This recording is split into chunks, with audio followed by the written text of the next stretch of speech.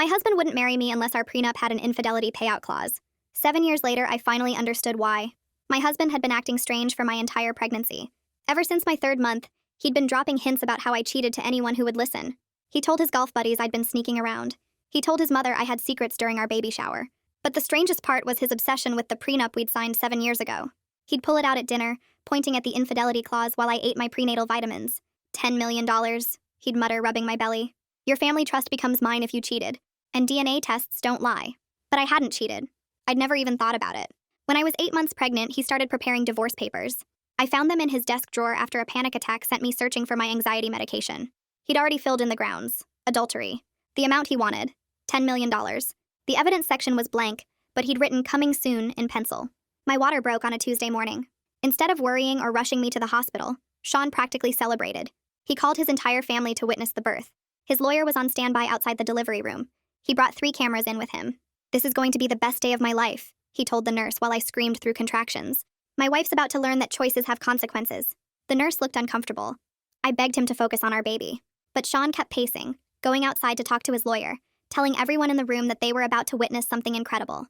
After 10 hours of labor, our daughter was born. The room went completely silent. The baby was beautiful, perfect, and unmistakably mixed race with light brown skin and textured hair. I stared in absolute shock. That's impossible, I whispered, looking at my biracial child. I hadn't been with anyone else. Ever. Shawn, however, erupted in celebration. Yes! He literally screamed. I knew it! Doctor, please document the baby's appearance. I need that on record. He was already discussing with his lawyer. We've got her. $10 million, just like the prenup says. But I was in complete shock, staring at my baby girl, trying to understand how this was possible. Shawn, I sobbed. I swear on my mother's grave I never cheated on you. He laughed. The baby says otherwise. Shawn served me divorce papers the next morning while I was breastfeeding our daughter for the first time. His lawyer read the terms out loud. Based on clear evidence of infidelity, my client is entitled to $10 million from your trust fund. I remember calling my family's lawyer, Mr. Torres, in tears, while Shawn took selfies with the baby to document her features. He arrived within 2 hours, looked at the papers, then looked at my daughter. Don't sign anything. Don't agree to anything. I'm going to investigate. Shawn laughed so hard the baby started crying. 2 weeks for what? Look at the mutt. She's mixed. He actually pointed at our newborn saying it. Mr. Torres put his hand on my shoulder. He's not getting a dime. Give me 2 weeks. Shawn chuckled like he had already won. 2 weeks later, we all met in Mr. Torres' conference room downtown. Shawn showed up with champagne, already celebrating his victory. He'd been posting on social media about his cheating wife and how DNA doesn't lie. But Mr. Torres was looking at me with an unmistakable smile. He pulled out a folder thick as a phone book. We've completed our investigation. My client, me, mentioned unusual symptoms during conception time. Unexplained sedation, forgetting time markers, waking up with odd injection marks. Shawn's champagne glass froze midway to his lips. So, maybe she was drinking. Mr. Torres connected his laptop to the conference room television. We pulled your credit card records. Shawn's face froze. 9 months ago, you purchased medical-grade sedatives and specialized insemination equipment. Shawn was now pale. That proves nothing. Mr. Torres clicked to the next document. Your friend Terrence, who is African-American, reported a break-in at his apartment 9 months ago. Someone stole the reproductive samples he'd stored for IVF treatment with his wife. They were about to have a surrogate carry their child. Shawn started sweating through his victory suit. You can't prove that was me. Mr. Torres pulled up security footage. This is you entering Terrence's building at 2 a.m. that night using his spare key from the gym locker you share. This is you entering your own apartment at 3 a.m. with medical supplies. This is you entering your bedroom where my client was sleeping after you drugged her tea. The room was dead silent. Mr. Torres turned to face Shawn directly. You inseminated your own wife while she was unconscious with stolen genetic material to trigger your prenup's infidelity clause. That's assault. That's theft. That's fraud. The prenup is void. You get nothing. And you're going to prison for what you did to both Sarah and Terrence. Shawn stood up and bolted for the exit. I thought we'd won. I had no idea Shawn had a backup plan because he'd already mapped out every exit in the building weeks ago. Mr. Torres grabbed his phone and started barking orders to building security, while Shawn bolted from his chair and sprinted toward the parking garage. I watched through the conference room windows as security guards rushed to lock down the main exits. Within minutes, they had every door covered, but Shawn had vanished through a service entrance near the loading dock that nobody even knew existed. My baby started crying in my arms, and I realized I'd been squeezing her too tight. Mr. Torres was already on another call with the police describing Shawn's height and weight and what he was wearing. My hands shook so bad I couldn't hold her bottle steady. The formula kept spilling on her tiny outfit while Torres gave them Shawn's license plate number. The security guard came in with his tablet showing footage from 20 different cameras. We watched Shawn duck into a stairwell, then emerge on a lower level where he'd apparently stashed supplies. He changed his shirt and put on a baseball cap before walking calmly to a side street. The timestamp showed he'd reached a black sedan in under 3 minutes. He'd parked it there days ago according to the meter receipts the guard pulled up. This wasn't panic. This was a plan he'd practiced. Mr. Torres made more calls while I tried to process what just happened. He got through to a judge he knew and started explaining our emergency situation. Within 2 hours, we had paperwork for temporary custody, giving me full rights until Shawn could be found. The judge signed it immediately after hearing about the assault charges. That night, I couldn't close my eyes without seeing Shawn's face. Every car that drove past our house made me jump up and check the locks. I kept peeking through the curtains, expecting to see him standing in the yard. The baby slept in her crib next to my bed, but I kept checking she was still breathing. Around 3 in the morning, I heard footsteps on the porch and almost called 911 before realizing it was just the neighbor's cat. The next morning, Terrence called while I was feeding the baby. His voice cracked when he told me how violated he felt, knowing Shawn had stolen their future child's genetic material. His wife was in therapy trying to understand how someone could do something so sick. They'd been saving for years to afford IVF, and now their samples were gone forever. He said they wanted to help prosecute Shawn for everything he'd done to all of us. 3 days went by with no sign of Shawn anywhere. Then the police called Torres saying Shawn's credit card had been used at a gas station 200 miles north. The security footage was too blurry to confirm it was him, but the purchase was for gas and camping supplies. They issued an arrest warrant for assault, theft, and fraud that same afternoon. Federal charges were possible since he'd crossed state lines while fleeing. Torres kept digging into Shawn's past and found something that made my skin crawl. Bank records showed Shawn had been researching fertility clinics for over a year before our baby was conceived. He'd studied Terrence's work schedule and knew exactly when he'd be at the gym versus home. He'd withdrawn $50,000 in cash the week before I gave birth. The paper trail went back 14 months showing doctor visits and medical supply purchases. He'd even taken an online course about fertility treatments using a fake name. I couldn't stay in our house anymore knowing what he'd done to me there. Every room felt contaminated by his presence. The kitchen where he'd made me tea that night. The bedroom where he'd assaulted me while I was unconscious. Even the nursery we'd painted together felt like a lie. My parents came to help me pack, and we moved everything important to their house across town. They set up the guest room for me and the baby, while Dad installed new locks on all their doors. Mom stayed up with me when I had panic attacks in the middle of the night. 10 days after Shawn ran, his mother called me sobbing. She kept saying her son would never do something so horrible and there must be some mistake. She accused me of framing him and said I'd always been after his money. But when Torres sent her the security footage and medical records, her voice went quiet. She hung up without saying goodbye, and I never heard from her again. Torres said she'd probably known something was wrong but couldn't face it. The police expanded their search, but Shawn had gone completely dark after that gas station purchase. No phone calls, no credit cards, no contact with anyone we knew. Detectives thought he might be camping somewhere remote or had fake documents prepared. Torres hired a private investigator to track down any properties Shawn might own under shell companies. We discovered he'd been moving money around for months before the birth. He'd opened accounts under false business names and transferred funds offshore. Everything pointed to this being planned since before I even got pregnant. A week passed with no word from Shawn until the bank called Torres about someone trying to access our joint investment account from a computer in Nevada. The bank's security team had flagged the login attempt immediately and frozen the account before any money could be moved. Torres contacted the FBI right away since Shawn had crossed state lines while running from assault and fraud charges. That same afternoon, Miranda Winters from the prosecutor's office called to say she was taking over the case personally. She'd handled dozens of assault cases like mine and promised she'd push for the maximum charges once they caught Shawn.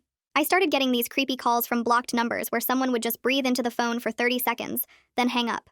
It happened 5 times in 2 days, always when I was alone with the baby. Torres got the phone company involved and they traced the calls to different burner phones bought with cash around Phoenix. That's when Torres brought in Alessandro Roman, this private investigator who specialized in finding people who didn't want to be found. Alessandro spent 3 days tracking Shawn's movements through security cameras and credit reports. He discovered Shawn had rented an apartment in Phoenix under the name Michael Roberts, paying 3 months upfront in cash. Shawn had been careful, using only cash and staying away from places with cameras, but he made one stupid mistake. He used his real driver's license at a pharmacy to pick up his anxiety medication. The pharmacist remembered him because Shawn had argued about the price and demanded to speak to the manager. Alessandro called the FBI with the apartment address, and they moved fast. At 4 in the morning, 6 agents surrounded Shawn's Phoenix apartment while he was sleeping. They broke down the door and found him trying to flush documents down the toilet. Shawn kept yelling that I'd consented to everything, that it was all part of our plan to have a baby. But the agents found 3 journals in his closet with detailed plans about drugging me and stealing Terrence's genetic material. One journal entry from 14 months ago outlined exactly how he'd trigger the prenup's infidelity clause. Another entry calculated how long it would take to get the $10 million after the baby was born. The FBI flew Shawn back for his perp walk 2 days later. Reporters packed the sidewalk outside the federal building, shouting questions while Shawn kept his head down. His expensive Italian suit was gone, replaced with an orange jumpsuit that made him look small and defeated. The smug smile he'd worn in Torres's conference room had completely disappeared. At the arraignment 3 days later, Shawn stood before Judge Kieran McGill and pleaded not guilty to all charges. His lawyer argued for reasonable bail, saying Shawn had strong community ties and wasn't a flight risk. Judge McGill actually laughed at that, pointing out Shawn had literally fled to another state with $50,000 in cash. The judge set bail at $2 million, which Shawn couldn't pay without accessing his frozen assets. His lawyer tried to argue that was excessive, but McGill shut him down fast. 2 weeks later, I had to testify before a grand jury about the night Shawn drugged and assaulted me. The prosecutors showed the security footage while I described waking up confused the next morning with injection marks on my thigh. I threw up twice during my testimony. Once when they showed pictures of the medical equipment Shawn had bought. But I kept going, speaking clearly about every detail I could remember for my daughter's sake. The grand jury took less than an hour to indict Shawn on 12 separate counts. Miranda Winters called me afterward to say it was one of the strongest cases she'd ever presented. The charges included sexual assault, reproductive coercion, theft of genetic material, fraud, and conspiracy. Each count carried serious prison time, and Miranda said they'd push for consecutive sentences, not concurrent ones. Shawn's lawyer tried one last desperate move at the preliminary hearing. He argued the prenup itself proved I must have consented to avoid losing $10 million from my trust fund. He actually stood there claiming no woman would risk that much money unless she'd agreed to the plan. Torres destroyed that argument in under 5 minutes. He showed the court that the prenup was signed 7 years before Shawn even met Terrence or started planning this scheme. The timeline made it impossible for me to have known about or agreed to Shawn's plan. The judge dismissed the defense's motion and set a trial date for 3 months out. Shawn would stay in jail until then since he couldn't make bail, and his lawyer was already talking about a plea deal. Miranda told me they'd offered 15 years if he admitted guilt, but Shawn had refused, still insisting I'd been part of the whole thing. 3 days later, Terrence called me while I was feeding the baby her morning bottle. His voice cracked when he told me about the civil lawsuit his lawyer had filed against Shawn. He and his wife had spent months planning their IVF journey before Shawn stole their samples from the fertility clinic's storage. The violation had sent them both into counseling to deal with the trauma of their reproductive material being weaponized. Their therapist recommended they take legal action as part of their healing process. The lawsuit sought damages for emotional distress, theft of genetic material, and the cost of their ruined IVF cycle. Terrence's wife couldn't even look at baby pictures anymore without breaking down in tears. They'd already picked out names for their future child before Shawn destroyed everything. The next morning, a woman from Child Protective Services knocked on my parents' door where I was staying. Evie Schaefer showed her badge and explained she needed to evaluate my daughter's living situation given the criminal case. She spent 4 hours watching me care for the baby, checking the nursery and asking detailed questions about our daily routine. She examined the baby's medical records, vaccination schedule, and noted how alert and responsive my daughter was during feeding. My mother showed her the security system we'd installed and the baby monitor in every room. Evie took photos of the fully stocked changing table, the organized formula station, and the safety gates we'd put up. She interviewed my parents about their support role and watched me soothe the baby when she got fussy. After reviewing everything, Evie wrote in her report that my daughter was thriving despite the circumstances surrounding her birth. She noted the strong family support system and my attentive care as positive factors. The report would help counter any custody challenges Shawn might attempt from prison. That same week, Shawn's mother finally called after weeks of silence since seeing the evidence. She was crying so hard I could barely understand her at first. She admitted she'd noticed Shawn acting strange for months before the baby was born. He'd been researching medical procedures online and had become obsessed with reading the prenup over and over. She'd found receipts for medical supplies in his car, but he'd told her they were for a friend. She remembered him asking odd questions about genetics and fertility treatments at family dinners. Now it all made horrible sense, and she felt sick for not recognizing the warning signs. She agreed to provide a statement to prosecutors about his behavior leading up to my pregnancy. Her testimony would help establish premeditation and the lengthy planning that went into his scheme. Meanwhile, my daughter had started smiling at 3 months old, her whole face lighting up when I sang to her. She'd coo and babble during diaper changes, completely unaware of the legal chaos swirling around her existence. Those pure moments of baby joy kept me grounded when anxiety threatened to overwhelm me. I'd hold her during the endless phone calls with lawyers, and she'd grab my finger with her tiny hand. Her innocent happiness reminded me what I was fighting for in all these legal proceedings. At night, I'd watch her sleep peacefully and promise her I'd protect her from Shawn's poison. The prosecutor's office assigned Victor Winters to handle the financial fraud aspects of Shawn's case. He discovered Shawn had taken out 3 separate life insurance policies on our daughter before she was born. The policies totaled $2 million with Shawn as the sole beneficiary if anything happened to the baby. Victor found evidence Shawn had researched infant mortality rates and accidental death statistics while setting up the policies. He'd also opened investment accounts in the baby's name without my knowledge, planning to control her finances. The insurance companies immediately canceled the policies once Victor notified them of the criminal charges. This discovery added federal fraud charges to Shawn's growing list of crimes, since he'd crossed state lines. Victor worked with the FBI to freeze additional accounts Shawn had hidden from our marriage. The investigation kept revealing new layers of Shawn's deception and financial manipulation. 2 weeks later, I had my first appointment with Bernadette Cook, a therapist who specialized in betrayal trauma. I spent the entire session crying while trying to explain how someone I'd loved could violate me so completely. Bernadette helped me understand that Shawn's actions weren't my fault, despite his attempts to paint me as the villain. She explained how predators like Shawn choose victims carefully and manipulate situations to maintain control. We worked through exercises to recognize the gaslighting he'd subjected me to for months. She taught me grounding techniques for when panic attacks hit during legal proceedings. Our sessions became a safe space where I could express rage without judgment. Bernadette validated my feelings of violation and helped me process the trauma of being drugged and assaulted. She reminded me that healing wasn't linear, and some days would be harder than others. Shawn tried to fire his court-appointed lawyer the following week, filing a motion to represent himself. He claimed everyone was conspiring against him and only he could properly defend his innocence. Judge McGill held an emergency hearing where Shawn ranted about being framed and persecuted. The judge calmly explained that given the serious federal charges, Shawn needed proper legal representation. McGill denied the motion and warned Shawn that disrupting his defense would only hurt his case. Shawn's lawyer looked exhausted trying to manage his difficult client, who kept insisting on his innocence.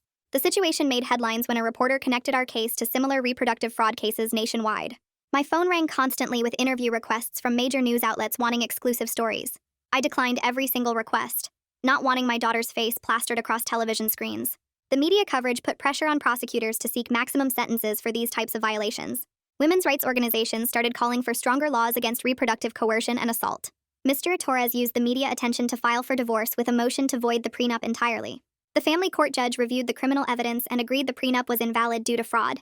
The ruling meant Shawn couldn't claim any of my trust fund money, despite his elaborate scheme.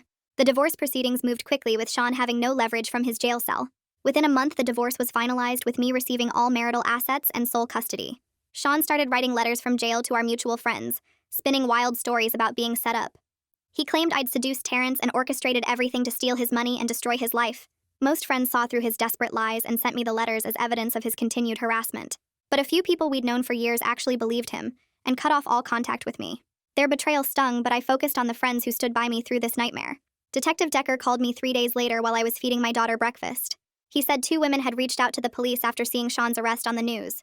Both women remembered feeling weird after parties Shawn attended years ago, waking up confused with gaps in their memory. One woman found bruises she couldn't explain, and the other had strange marks on her arm like injection sites. They'd always wondered what happened but never had proof until they saw the details of my case. Decker asked if I could come to the station to discuss patterns in Shawn's behavior that might help their investigation. I drove there with my daughter sleeping in her car seat, my hands shaking on the steering wheel. The detective showed me photos from parties dating back 5 years where Shawn appeared in the background near these women. My stomach turned seeing his face in photo after photo, always watching, always planning. The prosecutor Miranda called that afternoon to say they were adding the new charges, even though proving them would be harder without physical evidence. She explained that showing Shawn's pattern of drugging women would strengthen my case, and might convince a jury he was dangerous enough for maximum sentencing. The legal team worked through the weekend pulling together evidence from the other victims' medical records and witness statements from the parties. I had to testify again about Shawn's behavior around alcohol and how he always insisted on making drinks for everyone. 3 weeks later, we all gathered in family court for the custody hearing with Shawn appearing on a screen from jail. He sat there in his orange jumpsuit trying to argue he deserved visitation rights with our daughter. Judge McGill looked at him like he was insane while Shawn's lawyer tried to make the case that being in prison didn't automatically mean losing parental rights. Shawn actually said he wanted to be part of his daughter's life, and that keeping her from him was cruel. The judge cut him off and said that given the circumstances of her conception through assault and fraud, Shawn would have no custody or visitation rights ever. My parents noticed someone taking pictures of their house the next morning from a car parked across the street. When my dad walked outside to confront them, the car sped away before he could get the license plate. We called the police but couldn't prove it was connected to Shawn, though the timing seemed way too suspicious to be random. My parents hired a security company that same day to install cameras and have someone patrol their property at night. The guard caught the same car driving by slowly 2 nights later and got the plate number, but it turned out to be a rental paid for with cash. Bernadette spent our next 3 sessions helping me write my victim impact statement for the criminal trial. She had me start by just talking about how Shawn's actions affected me while she took notes. Then we organized everything into a clear statement that explained the violation, the betrayal, and the ongoing trauma without getting too emotional or unfocused. Writing it down made everything feel more real, but also gave me a sense of control over my own story. I practiced reading it out loud until I could get through it without crying. Shawn's lawyer filed motion after motion trying to get access to his frozen bank accounts for his defense. The judge reviewed his finances and found millions in investments, but ruled most would stay frozen for victim restitution. Shawn got furious during the hearing, yelling that it was his money and we were stealing from him. The judge reminded him that committing crimes meant facing financial consequences too. His lawyer looked exhausted, trying to calm him down. 6 months crawled by with endless legal meetings and court dates before Shawn's lawyer finally convinced him to take a plea deal. The evidence was so overwhelming that going to trial would mean risking life in prison. Shawn would plead guilty to all charges in exchange for 25 years, plus he'd have to register as a sex offender and pay restitution to all victims. Miranda called to tell me the news, and I just sat on my kitchen floor crying with relief that I wouldn't have to face a full trial. The sentencing hearing arrived 2 weeks later on a cold Tuesday morning. I wore the black suit Bernadette suggested would make me look strong and serious. The courtroom was packed with reporters, victims' advocates, and both families. Shawn sat at the defendant's table in a suit that hung loose on him after months in jail. When the judge called for victim statements, I walked to the podium with my paper shaking in my hands. I looked right at Shawn and read every word about how he drugged me, violated my unconscious body, stole my ability to conceive naturally, and tried to steal my inheritance through fraud. I described waking up confused those mornings 9 months before our daughter's birth, the injection marks I'd ignored, the trust he'd destroyed. I told the court how our daughter would grow up knowing her biological father was a predator who saw her as a tool for money. Shawn stared at the table the whole time, his jaw clenched tight. When I finished and walked back to my seat, Terrence stood up to give his statement. His wife held his hand as he walked forward. Terrence's voice broke as he described finding out his stored genetic material had been stolen by someone he'd considered a friend. He talked about the violation of having his future child's DNA used as a weapon against an innocent woman. He explained how this destroyed his and his wife's plans for surrogacy and left them afraid to try again. His wife sobbed quietly in the gallery as Terrence described their shattered dreams of parenthood. Judge McGill took a long pause after all the statements before delivering the sentence. He called Shawn's crimes a calculated betrayal that violated the deepest trust between spouses and friends. The judge said he'd never seen such an elaborate scheme to defraud and assault someone. He sentenced Shawn to the full 25 years with no possibility of early parole. Shawn showed absolutely no emotion as the bailiff stood him up and cuffed his hands behind his back. He didn't look at me or Terrence or anyone as they led him out to start serving his sentence.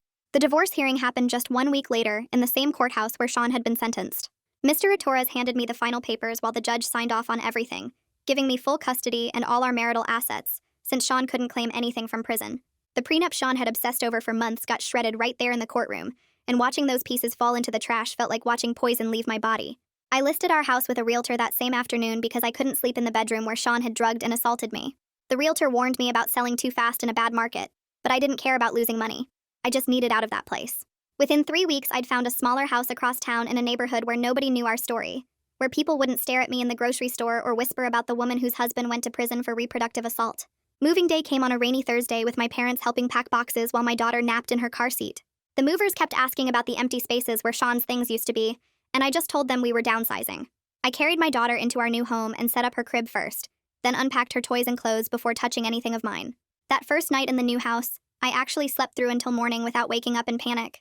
A card arrived 2 days later from Terrence and his wife with a photo of them at an adoption agency.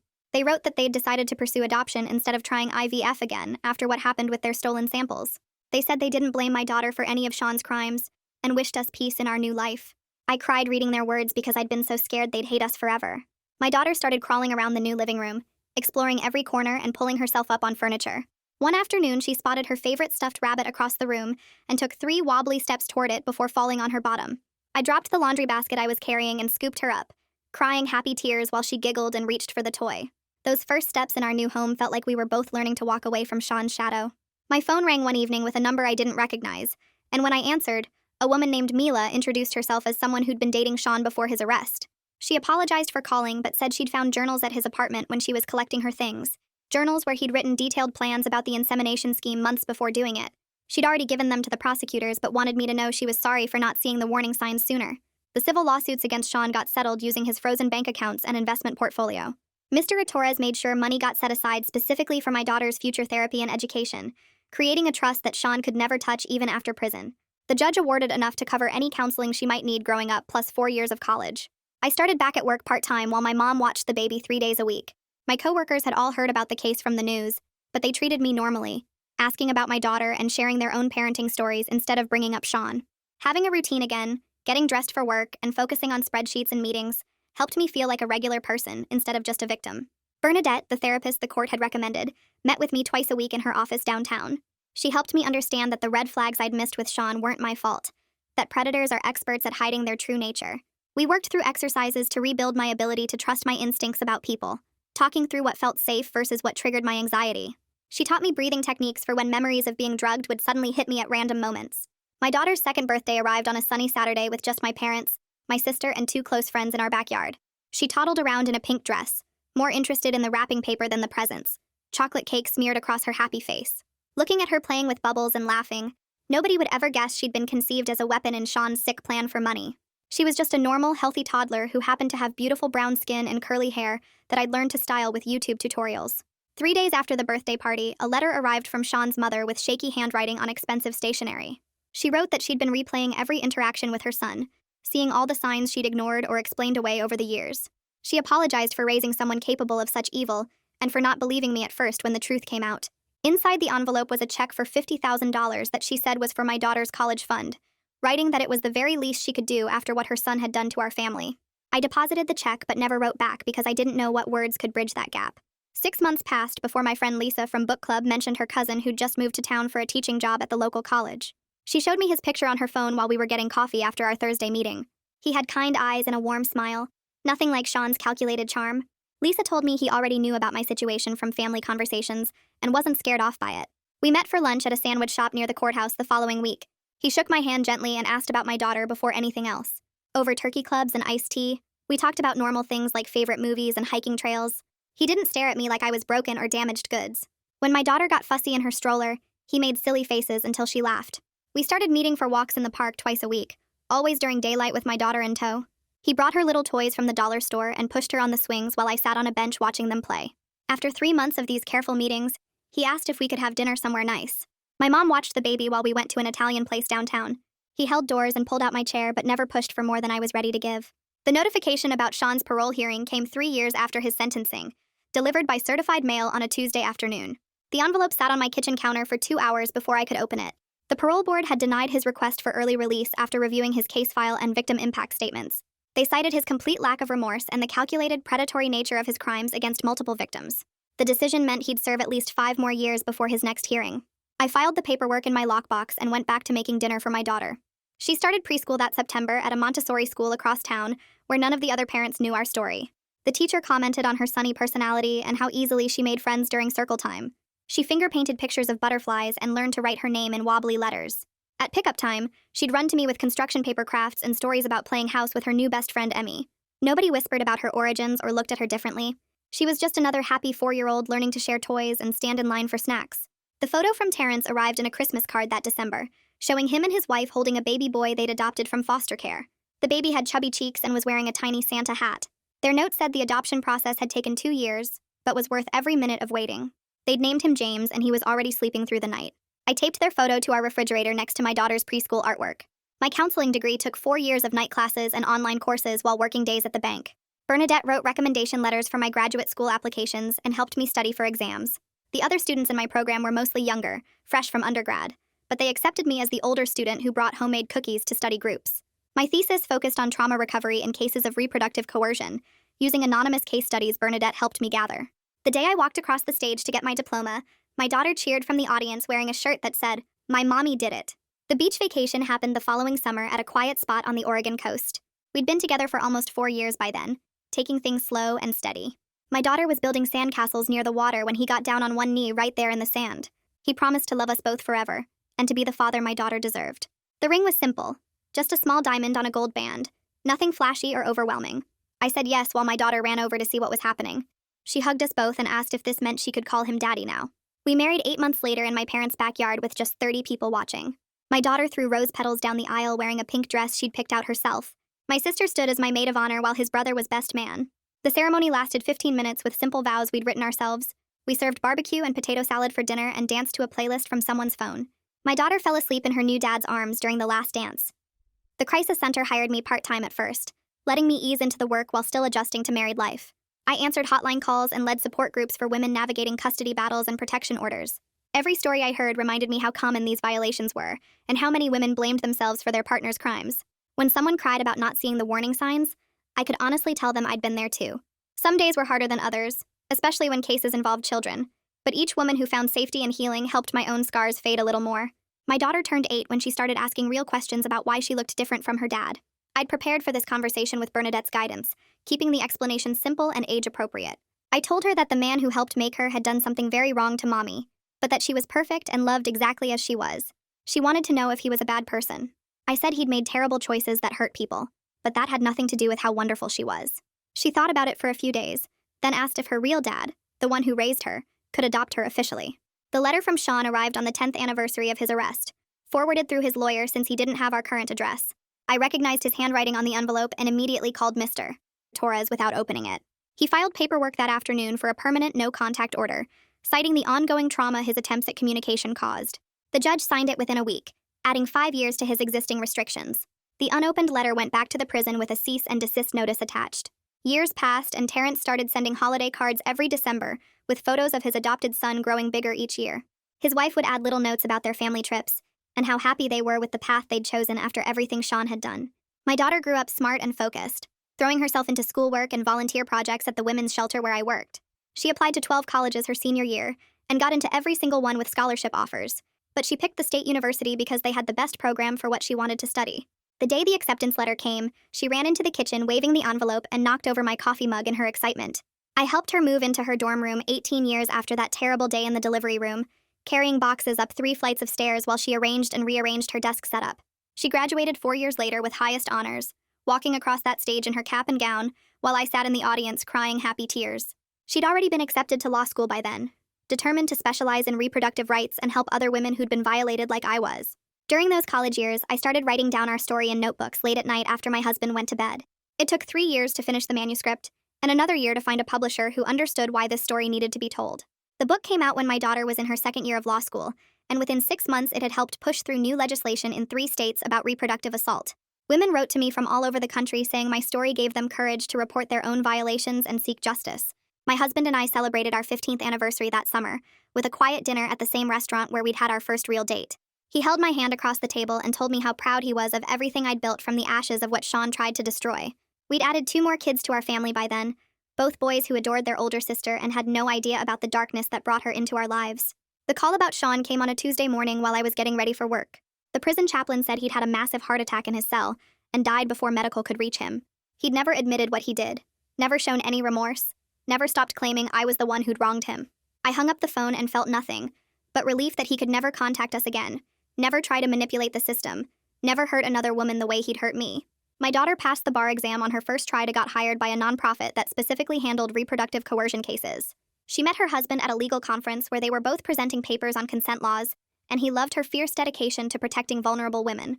They got married in my parents' backyard just like I had, with her brothers as ring bearers and me giving a toast about how she'd turned our worst nightmare into her life's purpose. She's handled over 200 cases now, getting justice for women who thought they'd never be believed, changing laws state by state to make sure what happened to us can't happen to others. Sometimes I look at her in court, arguing passionately for her clients, and I remember that tiny baby in the delivery room who Shawn thought would be his golden ticket. He spent 7 years planning to destroy me for money, but instead he created a daughter who's devoted her life to stopping men like him. His darkness gave birth to so much light, not just in her, but in all the women she's helped, and all the laws she's changed. Every holiday card from Terrence, every graduation, every anniversary, every victory in court proves that Shawn failed completely. He wanted $10 million and got 25 years in prison before dying alone. He wanted to break me and instead made me stronger than I ever knew I could be. He wanted to destroy my family and instead gave me a daughter who changes the world every single day. That's the full breakdown. If even one part stuck with you, then it did its job. Subscribe if you want to keep learning through these.